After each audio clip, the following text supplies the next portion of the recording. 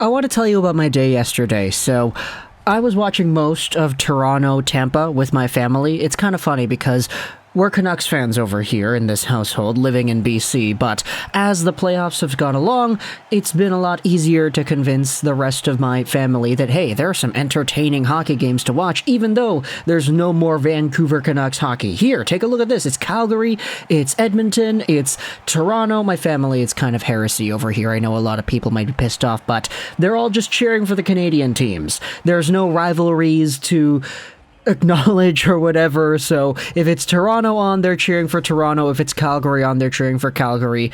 And yesterday's game was no different.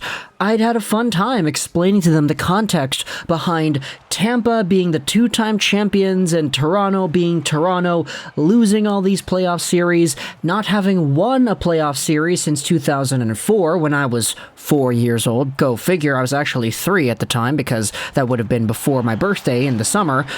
But it's been a very long time for Toronto since they've suited up in the second round, and yesterday's Game 6 against Tampa gave them the chance to push themselves into that spot, and they blew it. Or no, the refs blew it?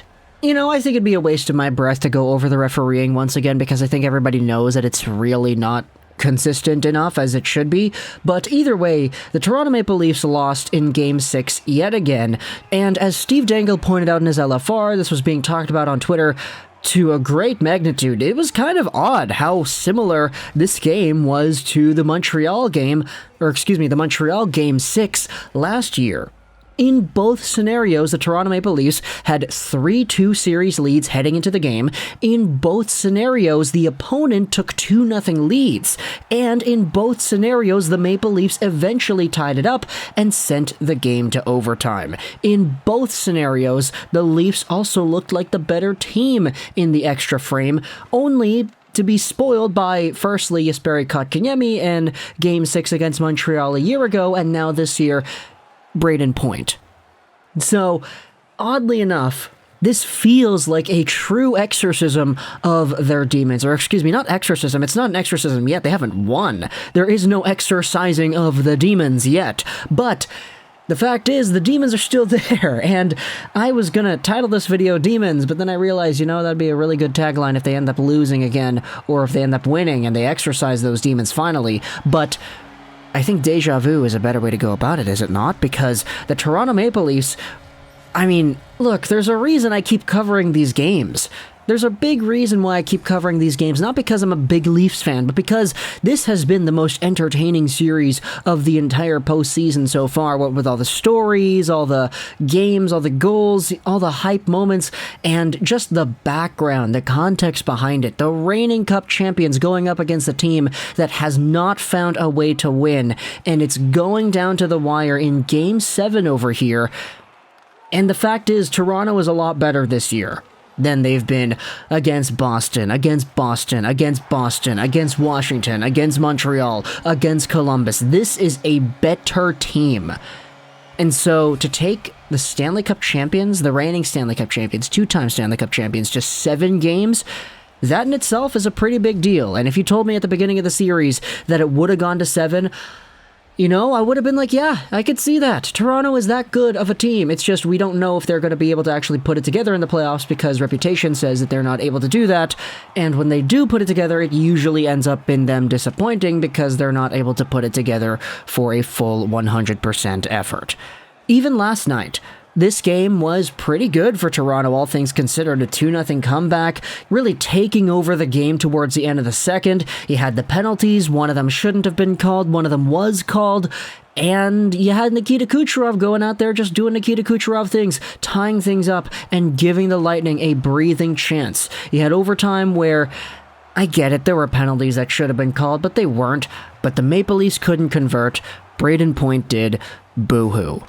Now, I don't like saying it like that. I was super excited seeing Matthews and Tavares score those goals and do all the things that they did to give the Maple Leafs a good step forward into potentially winning the game, but towards the end, this is just kind of how fate has it, right?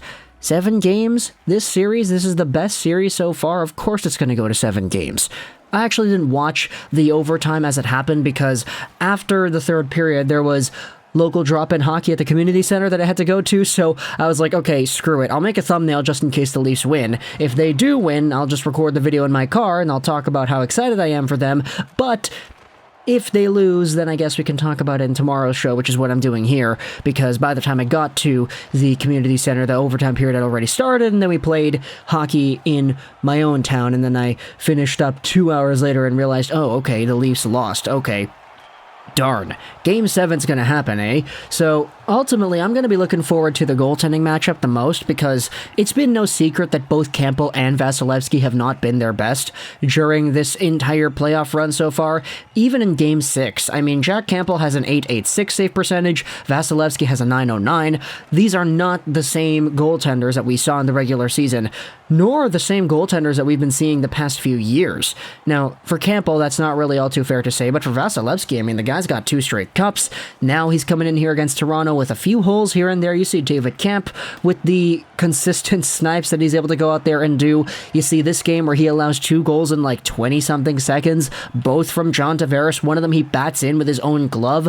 So the goaltending matchup is one that I'm super intrigued to seeing how it's going to develop into Game 7, because all it takes is one goalie to have an off night, and the other team wins the series pretty much. So it sounds odd to say because Vasilevsky has 2 straight cups, but both him and Campbell are going to have to play the games of their lives if they want to give their teams a chance at moving on to the second round. For Toronto, it's the first time in a decade and a half, and for Tampa, it's business as usual. They're on the cusp of defeat right here. And heck, even if Toronto goes out there and beats Tampa in Game 7, there still would be that record that they have, 50-something straight playoff games without consecutive losses, which is already a record. It's been a record for a while. They hadn't lost back-to-back games since Columbus when they got swept in 2019. But you know what happened next. They exercised their demons. Is it time for Toronto to go out there and do theirs too? They're 0-8 when it comes to elimination games with Marner and Matthews at the helm. It takes 2 hands to count on to see how many times Marner and Matthews have had the opportunity to make it to the second round, but they've lost every single game. Does that stat become 9-0? Or excuse me, 0-9. If you include Game 7 against Boston in 2013, it becomes 0-10. So, it's been tough for Toronto, and I guess it's kind of a statistical anomaly at this point how it's gotten so far, but is it ultimately time to break it now? I don't know.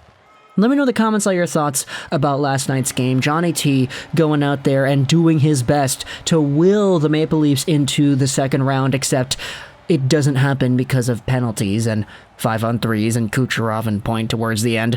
I'm personally loving this John Tavares redemption tour, even though it might have only lasted a few seconds in this second period. But either way, let me know your thoughts in the comment section below. Game 7 tomorrow. Who do you got? Toronto versus Tampa. Who is going to come out on top? Who is going to face... Oh boy, I was about to say the Florida Panthers. That's not even guaranteed anymore, is it? Washington is doing really well in that series, so I'm not really too sure if the Battle of Florida, I guess, is a given anyway. But predictions? Who steps up big on the score sheet in Game 7? Who is the better goalie in Game 7? Campbell or Vasi? Take your pick. I hope you enjoyed this video. And bye.